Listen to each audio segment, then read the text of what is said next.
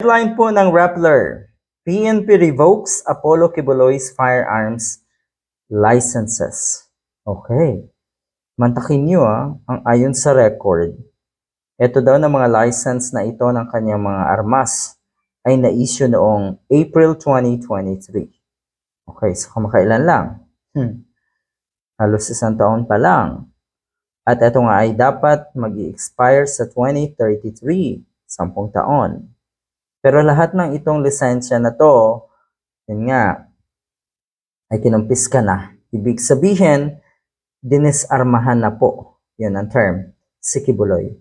Napabalita, no? Ang dami daw ng mga armadong, siguro mga bodyguards, private soldier, etong si Kibuloy. At yung mga yan daw ay handang magpakamatay para kay Kibuloy. So, ibig sabihin, talagang nakaamba ang gulo kung sakali mang hindi nga maipatupad ng tama o maayos ang pagsilbi ng warrant of arrest dito sa most wanted na ito. Wala nang bisa ang mga permit ng armas ng puganting si Kibuloy. So kung sino man ang gumamit ng mga armas na yan, yung mga tao man ni Kibuloy, ay siguradong malalagay din sa alanganin. Good job. Ito po ay madalas or panawagan. Mariin itong panawagan na ito ni Senator Rizzo Ontiveros at yan nga, kumilos na po ang PNP. Inaprubahan na ni Philippine National Police. Alright, yan. General Romel Marbel ang rekomendasyon ng Firearms and Explosives Office na bawiin ang license to own and possess firearms ng puganting sect leader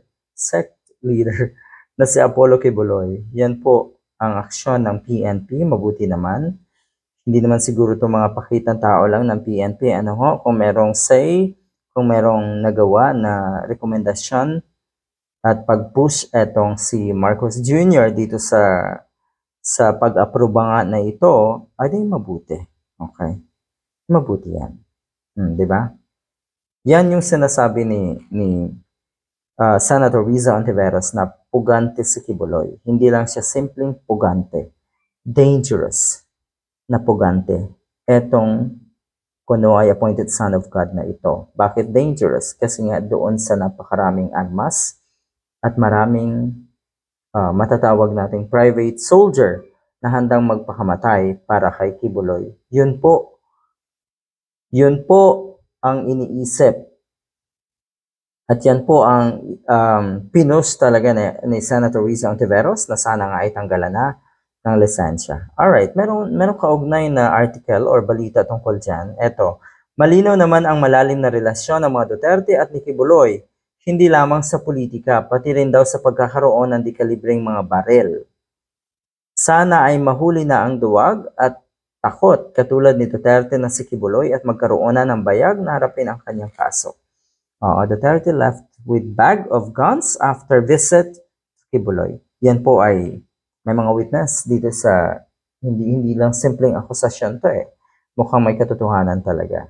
Armed and dangerous ang mga katulad nila. So kung sino man yung mga handang magpakamatay na yan para kay Kibuloy, naku, isipin niyo po ang pamilya niyo. Kayo po ang magiging kawawa.